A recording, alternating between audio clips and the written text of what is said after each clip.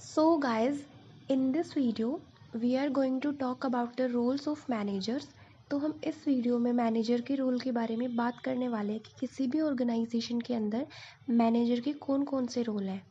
सो Henry मिट्सबर्ग के according manager के 10 roles हैं और उनको 3 कैटेगरीज में डिवाइड किया गया है। First is interpersonal roles and the second is informational roles and the third is decisional roles. So guys, सबसे पहले हम बात करने वाले हैं मैनेजर के इंटरपर्सनल रोल्स के बारे में, जिसमें है leading, liaison and figurehead. So guys, interpersonal role में मैनेजर जो है वो फिगर हेड की तरह काम करता है, लीड करता है और इंटरेक्ट करता है विद इन ऑर्गेनाइजेशन और outside the organization. So now let's understand these three roles: leading, legion and figurehead. So leading is one of the most important role of a manager. A manager supervises a number of persons reporting to him or her. The manager is responsible for motivating and directing the subordinates. So lead करना जो है वो important role है manager का काफ़ी, और इसमें जो मैनेजर है वो जो उनके सबॉर्डिनेट्स है जो उसके अंदर काम करते हैं उन सबको एक डायरेक्शन प्रोवाइड करवाते हैं जिससे कि वो अपने गोल को अचीव कर सकें।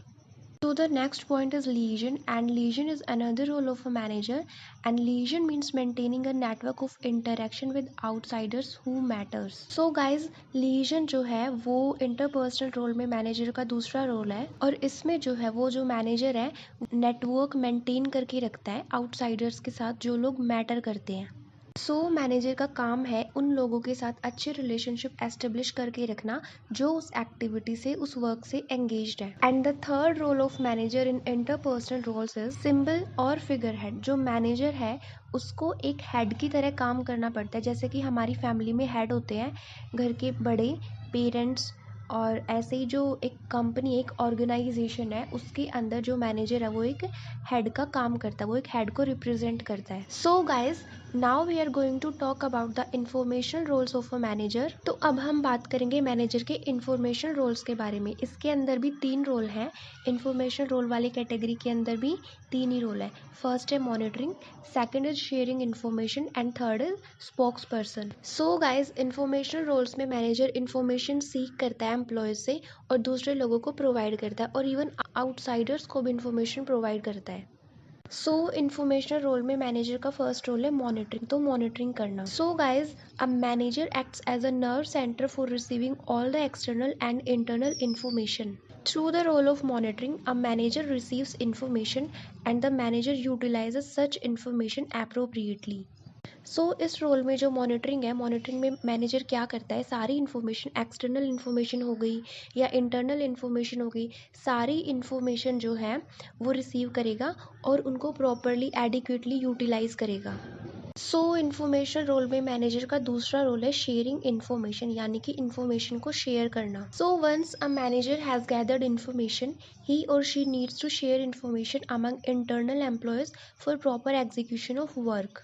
गाइज, मैनेजर का काम है एक बार इन्फॉर्मेशन गैदर करने के बाद उन्हें लोगों को शेयर करना ताकि प्रॉपरली वर्क एग्जीक्यूट हो सके। जो मैनेजर है वो मीटिंग कंडक्ट करेगा या फिर ईमेल के थ्रू या सर्कुलर के थ्रू या नोटिस के थ्रू, इन सब चीज़ों के थ्रू जो वो इन्फॉर्मेशन उसने गैदर कर रखी है वो सबऑर्डिनेट्स तक डिसैमिनेट कर देगा। गाइज, इन्फॉर्मेशन रोल में मैनेजर का थर्ड रोल है act as a spokesperson. जो मैनेजर है वो एक स्पोक्स पर्सन की तरह भी एक्ट करेगा।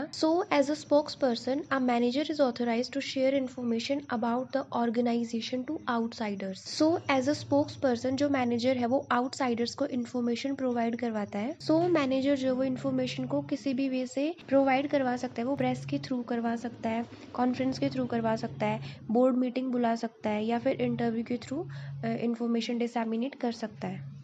Guys, now we are going to talk about the decisional role of a manager. Decisional role में मैनेजर के 4 रोल्स हैं। First is taking initiative, second is handling disagreements, third is allocating resources and the fourth is negotiating.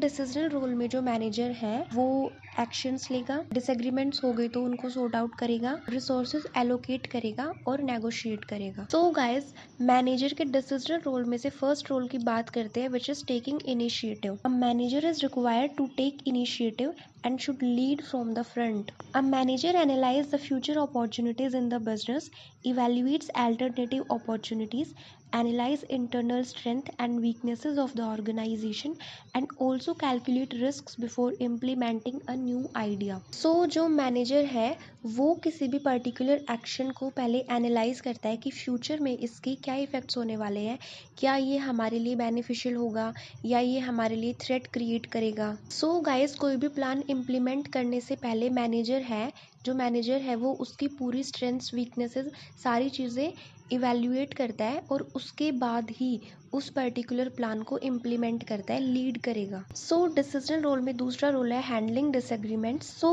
Eight times due to various dissatisfactions among the subordinates, conflicts may arise and a manager is responsible for handling conflicts and disturbances in a way that would re-establish the confidence of subordinates as well as good productive culture. So हमेशा सारी चीज़ें smoothly तो चलती नहीं है organisation के अंदर, लोगों के बीच में कन्फ्लिक्ट्स क्रिएट हो जाते हैं। सो ज़रूरी नहीं है किसी पर्टिकुलर चीज़ के लिए हर कोई एग्री करे या हर कोई डिसएग्री करे।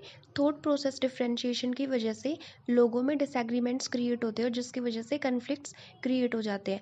तो ये मैनेजर की रिस्पॉन्सिबिलिटी है उन कन्फ्लिक्ट्स को सेटल डाउन करना और लोगों के बीच में रिलेशनशिप रीएस्टेब्लिश करना, ताकि प्रोडक्शन कैपेसिटी पे, प्रोडक्शन लेवल पे कोई बुरा प्रभाव ना पड़े। सो डिसीजनल रोल में जो मैनेजर का थर्ड रोल है वो है रिसोर्सेज एलोकेट करना। सो जो मैनेजर है उसके पास रिसोर्सेज की कस्टडी होती है।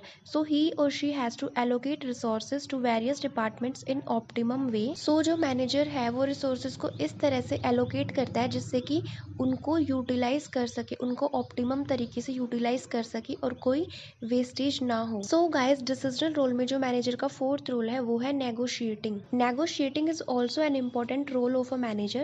Sometimes manager has to negotiate with internal employees on the matter related to rights, benefits and sharing of revenue. कभी कभी राइट्स के मैटर पे, बेनिफिट्स के मैटर पे, रेवेन्यूज़ के मैटर पे मैनेजर को बातचीत करने की ज़रूरत पड़ती है। सो वो मैनेजमेंट के साथ मिलके, एम्प्लॉय के साथ मिलके, कभी कभी अप्रोप्रिएट गवर्नमेंट के साथ मिलके चीज़ पे नेगोशिएट करते हैं। सो गाइज, मेरे ख्याल से आपको सारे पॉइंट्स क्लियर हो गए होंगे। अगर आपको कोई डाउट लगे तो प्लीज़ कमेंट सेक्शन में ज़रूर बताना, और अगर आपको ये लगे कि मेरे को कहीं पे इम्प्रूवमेंट करने की ज़रूरत है तो प्लीज़ वो भी ज़रूर बताना। और अगर आपको ये वीडियो अच्छी लगी तो प्लीज़ लाइक कर देना।